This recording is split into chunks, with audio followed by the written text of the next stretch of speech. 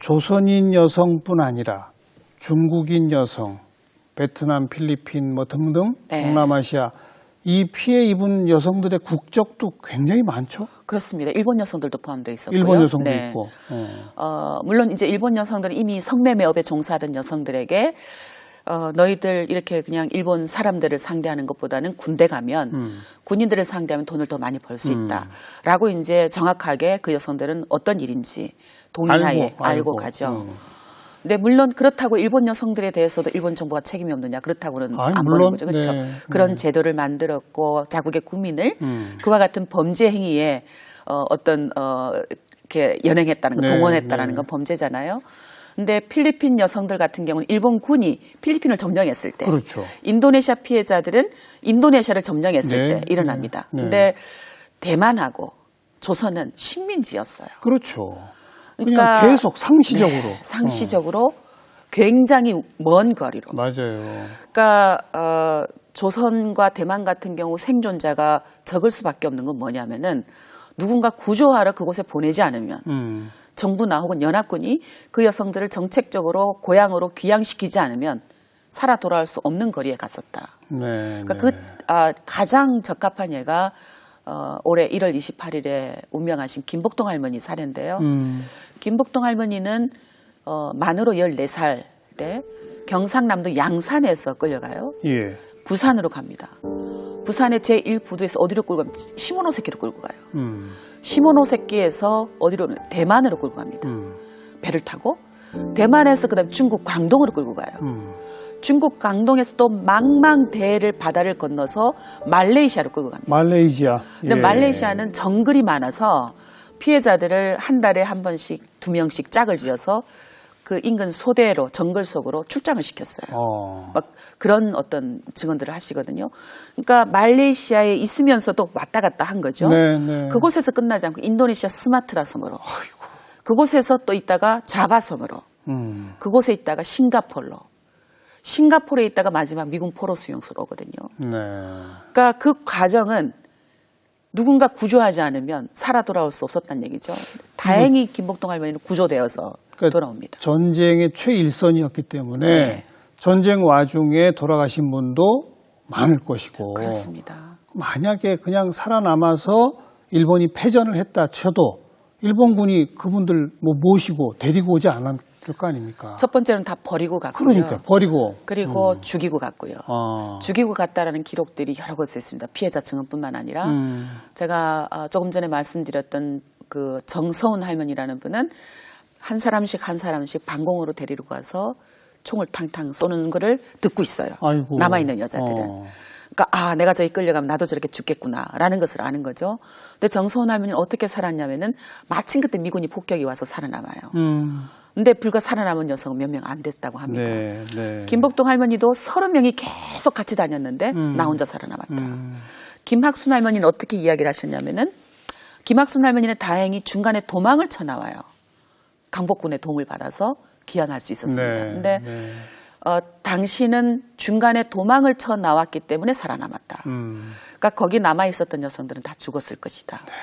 그런 기억들 하는 거죠. 그래서 지금 한국 정부에 등록된 피해자 숫자가 240명에 불과한 거고 네. 북한에 내가 피해자였다라고 목소리를 내신 분이 219명, 남북이 다 합쳐도 500명이 안 되는. 그분들은 본인 스스로가 고백하신, 그렇죠. 증언하신 분들이죠. 그렇습니다. 그죠? 네. 근데 증언 아직도 안 하고 계신 분들, 또 안 한 채 돌아가신 분들 숱할 것이고요. 많다고 생각하죠. 그죠? 네, 어떤 분은 피해를 이야기를 하셨어요. 근데 나는 그 정부 등록에 그 숫자에 포함시키지 말아달라. 아이고. 나는 거기에 있어서 함께 피해자로 이렇게 고통받는 거 싫다. 아. 나는 그냥 나대로 살게 해달라. 네. 라고 얘기를 하실 정도였고요. 그리고 이제 다른 하나는 그 배봉계 할머니 같은 경우는 일찍 돌아가셨기 때문에 이 한국 정부에 등록된 240명이다라는 얘기는 한국 정부가 일본군 위안부 피해자 생활 안정 및 기념사업 지원에 관한 법을 1993년에 제정을 해요. 네, 네. 그러니까 그 법의 적용 대상자로 일본군 위안부 피해자 신고를 받고 신고한 분들의 심의를 거쳐 대상자로 등록하는 거예요. 그 전에 돌아가신 분들은 숫자 또 포함 안 돼 있습니다. 그러니까 약 목소리를 내신 분이 저희가 약 조금 파악을 해보면 그래도 한 250여 명 정도는 네. 된다라고 추정할 수 있을 것 같아요. 그러니까 뭐 추정치지만 20만여 명이 끌려갔을 것이고 도대체 그들 중에 몇 분 정도나 그나마 살아서 고향으로 오셨을지 네. 알지 못하고 네. 또 그중에 그래도 뭐 증언을 하시고 한 분들은 겨우 한 250. 네. 그중에 지금 살아계신 분이 이제 21분이십니다. 아. 평균 연령이 91세시고요. 예. 더 안타까운 것은 할머니들이 내가 죽더라도 일본 정부에게 사죄와 배상받는 것 포기할 수 없다라고 하셨던 분들인데 정말로 지금 그렇게 되어가고 있어요. 수요 네. 시위가 계속되고 있는데 지금도 할머니들 자리는 빈 의자로 그대로 남겨진 채 진행이 되고 있고요. 네. 뭐 안타깝죠. 사실은 죄스럽기도 하고 이렇게 치열하게 이렇게 세계를 놀라게 하면서 목소리를 냈는데 야 도대체 일본은 어떤 나라인가. 그러게 말입니다. 다른 한편은 야 우리 정부는 우리나라는 우리 사회는 국제사회는 이 피해자들의 이 절절한 외침에 이렇게 응답을 못할까. 이 할머니들이 30년 동안 이렇게 운동을 했는데 이 문제를 해결을 못하면 예. 지금 세계 곳곳에서 성폭력 피해를 입는 여성들은 과연 문제를 해결할 수 있을까? 이런 질문을 던지게 되는 거죠.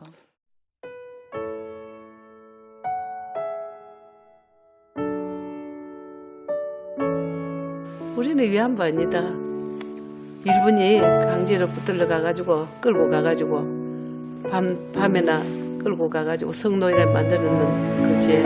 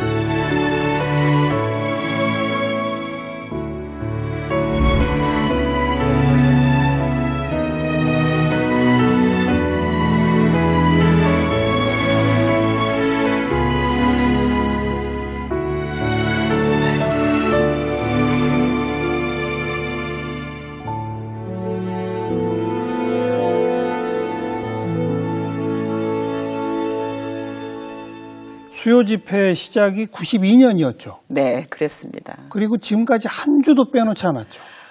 사실은 95년에 그 일본 고베 대지진이 있었어요. 한신 대지진. 예. 근데 그때도 그러니까 일본 정부를 향해서 구호를 외치고 샤우팅을 하는 목소리를 내는 시위는 우리가 오늘 못합니다. 오늘은 그 지진 피해로 인해서 고통받는 분들을 추모하는 그런 의미에서 수요시를 하지 않겠습니다. 그러니까 그 자리에 나간 거죠. 네. 나가서 제가 그렇게 설명을 하고 오늘 수요시를 하지 않겠습니다. 라고 흩어졌고 그 이후에는 뭐 정말로 쉬지 않고 네. 그렇게 진행을 했습니다. 그리고 뭐 몇 차례 언급하셨습니다만 2015년에 이른바 한일 정부 간 합의라고 하는 것. 그것 때문에 무슨 뭐 화해 치유 재단도 만들어지고 뭐 10억엔 돈도 지금 들어와 있는 상태고 다만 정부가 바뀌면서 그거 이제 안 하겠다 했지 않습니까? 네. 하지만 아직 완전 정리는 안 됐죠. 전혀 아닙니다. 그러니까 재단 그대로 있죠. 네, 그대로 있습니다. 왜 그게 빨리 해산이 안 됩니까? 그러니까 2015년 12월 28일 이후 벌써 4년이 지나가고 있는 거죠. 예. 그런데 화치재단, 화해치유재단, 뭐 그 언어 자체가 너무 폭력적이어서 피해자들이 저렇게 절규하고 있는데 어떻게 화해라는 치유라는 단어를 재단에 사용했을까 싶은데요. 화해치유재단을 만들어서 사실은 한 일이 별로 없어요. 오래도록 하는 일 없이 계속 그 10억에 내서 사무실 운영비, 인건비 등등이 소모되었고요. 올해 1월 26일에야 비로소 여성가족부 장관, 그러니까 그 화해치유재단의 설립 허가를 내줬던 여성가족부 장관이 직권으로 해산 결정을 내죠. 그럼 바로 해산 안 돼요? 뭐 청산 절차를 아직도 밟고 있다. 허허. 그게 벌써 뭐 1월부터 지금 몇 개월이 지나도록 여전히 그 상태입니다. 그 재단 관계자들이 버티게 하는 거예요? 아니면 그냥 법적으로 어쩔 수 없는 겁니까? 버티게 하고 있는 거죠. 왜 그러죠, 그 사람들은? 그러니까요. 지금 무엇보다도 아무 일도 하지 않는 상태에서 그러니까요. 그 일을 그 돈을 계속 쓰고 있다라는 거는 그걸 또 방치하고 있다라는 거는 전 그건 정부의 네. 권리를 제대로 정부의 책임을 책임을 다하지 거죠. 않고 있는 거다. 네, 그렇게 생각 들어요. 음. 그걸 빨리 시정을 해야 지금 그 피해자들 생존자들이 그나마 마음에 좀 위로를 받을 수 있을 텐데 예. 김복동 할머니 떠나셨지만 지금 이용수 할머니, 기론옥 할머니, 그 경기도 강주의 나눔의 집의 이옥선 할머니 등등은 지금도 수요일 가끔 오시거든요. 수요시 오셔서 아직도 그러고 있다는 건 참 난 너무 굴욕적이다. 그러네요. 라는 얘기들을 하시거든요. 네. 그게 빨리 정말 청산을 시작하는 것, 결행하는 것, 그것이 앞으로 1년, 2년 후 또 미래 세대들에게도 이 정부가 할 수 있는 굉장히 중요한 역할이다. 그런 생각이 듭니다. 정부 차원에서는 단 한 번도 공식적 인정한 적 없죠. 사실은 일본 정부 입장에서 고노다마라는 걸 통해서 애매모호하지만 그래도 군의 관여를 인정합니다.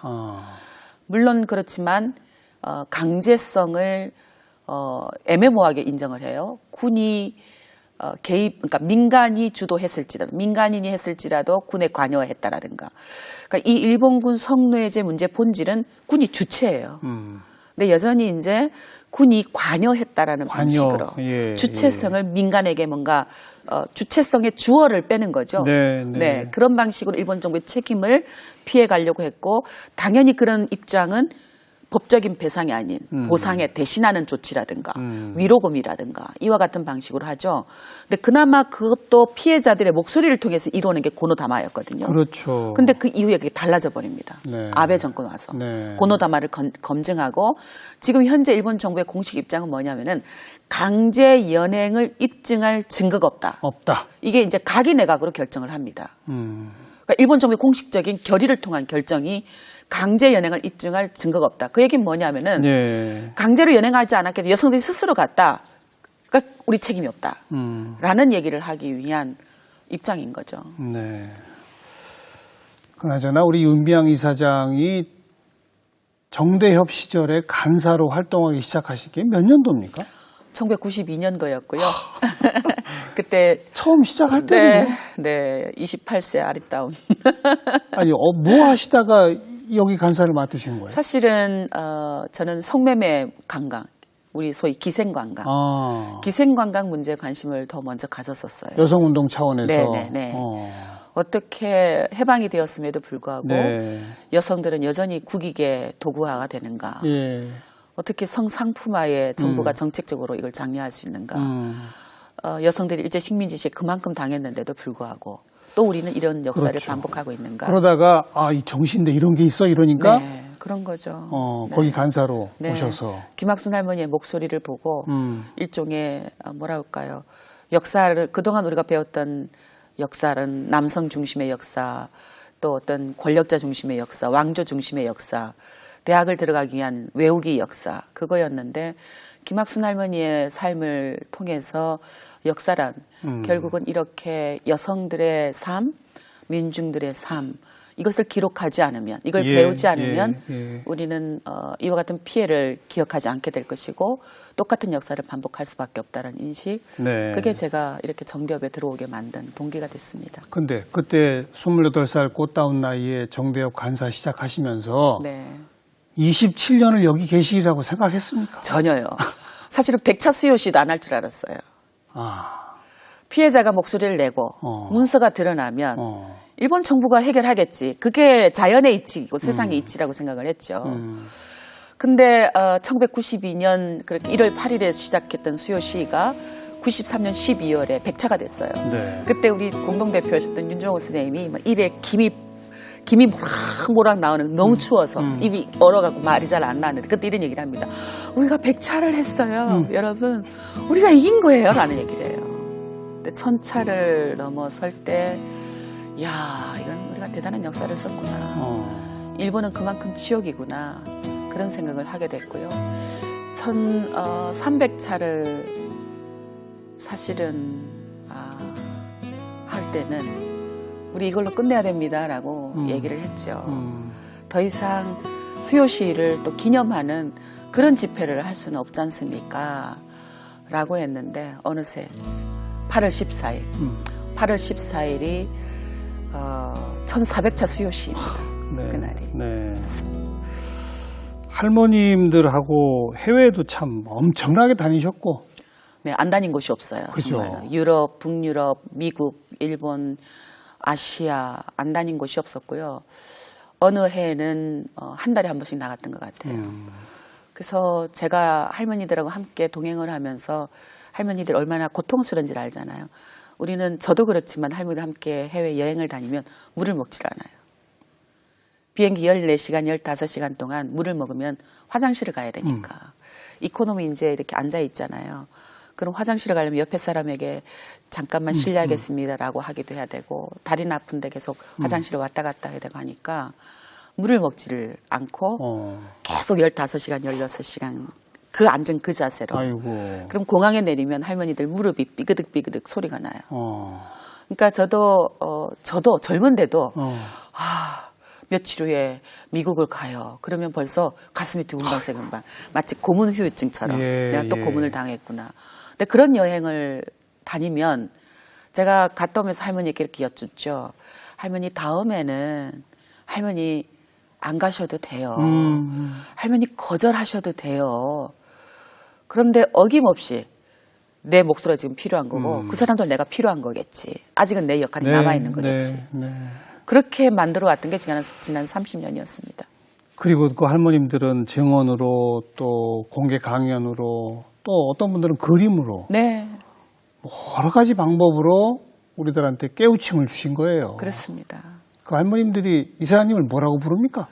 오마이라고 부르는 누구요? 오마이. 오마이? 네, 그러니까 딸이나 며느리를 부르는, 그러니까 약간 그러니까 뭐랄까 가족처럼 오마이 그렇게 부르는 분도 있고 우리 돌아가셨던 김복동 할머니는 처음에는 그 에미야라고 불렀다가 이제 점점 더 본인도 인권운동가 평화운동가 되시면서 네. 대포야 경상도 그리고 노인분들이 요 발음이 잘 안 되거든요.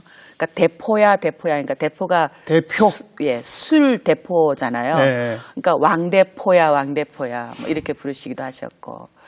사실은 대표라고 불러야 되는데 네, 그게 발음이 대포가 안 되니까. 되니까 네, 아예 그냥 왕대포. 왕대포. 네, 그렇게 부르기도 하셨고. 그래서 오래 하다 보니까 제 가족들도 할머니들은 굉장히 특별하게 그냥 당신들의 가족처럼.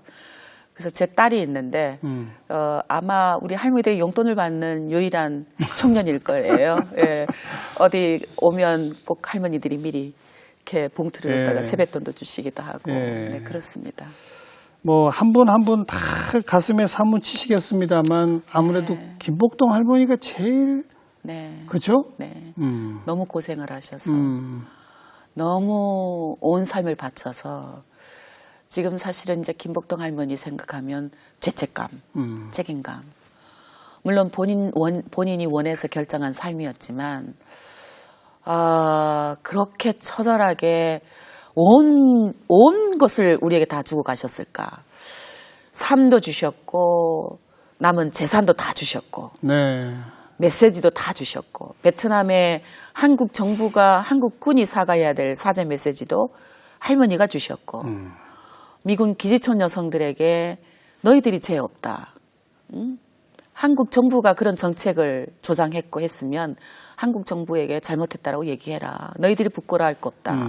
라는 메시지도 할머니가 하셨고, 뭐 콩고의 내전에서 성폭력 피해를 입은 여성, 네, 우간다의 네. 내전에서 성폭력 피해를 입은 여성에게 내 전 재산을 너희들에게 줄 테니까 너희들 힘을 내라.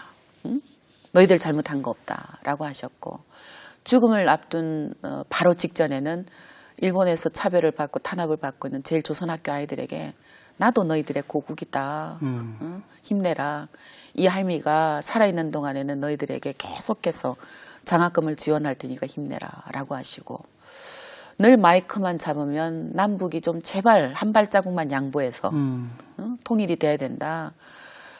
지금 한반도에 전쟁이 터지면 어떡하나라는 불안 때문에 또 우리와 같은 이런 피해자가 생길 거니까 잠을 편하게 잘 수 없다라는 목소리를 늘 마이크를 잡으면 하셨고, 미국으로 유엔으로 정말 안 간 곳이 없죠. 노르웨이까지 그렇죠. 가셔서 그 모습을 그대로 보잖아요.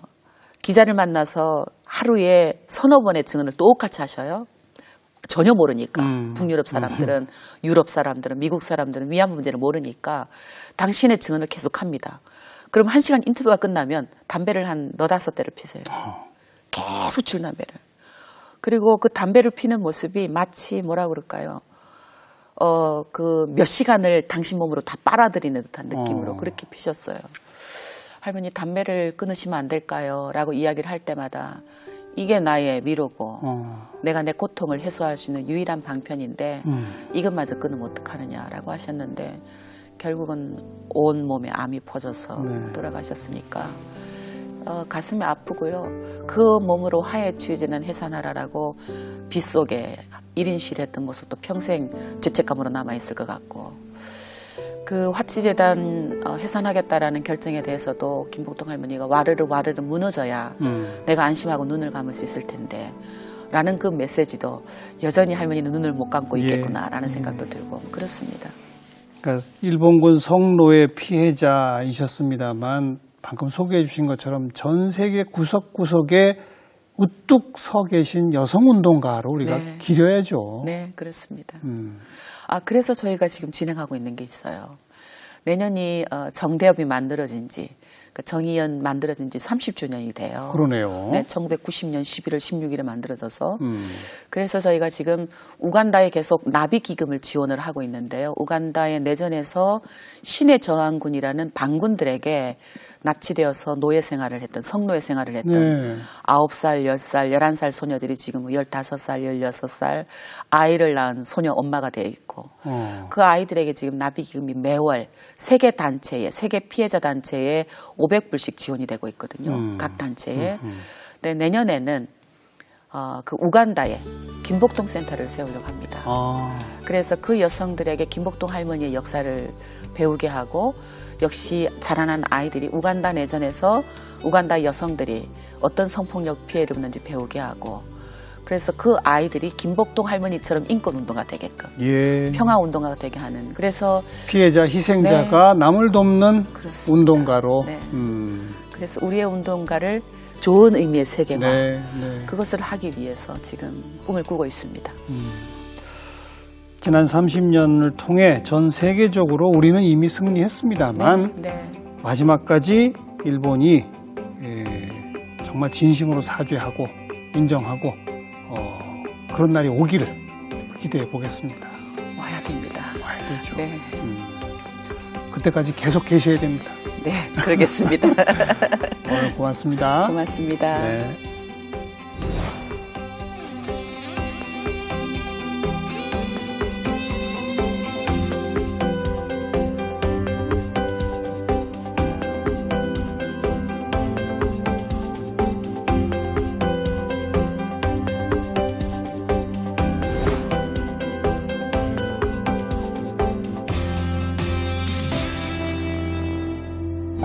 우리가 할 일은 잊지 않는 것이고요. 계속 응원 보내는 것이고요. 일본을 향해 따끔하게 질책하는 것이다. 이런 생각이 드는군요. 자, 다음 시간 뵙겠습니다. 안녕히 계십시오.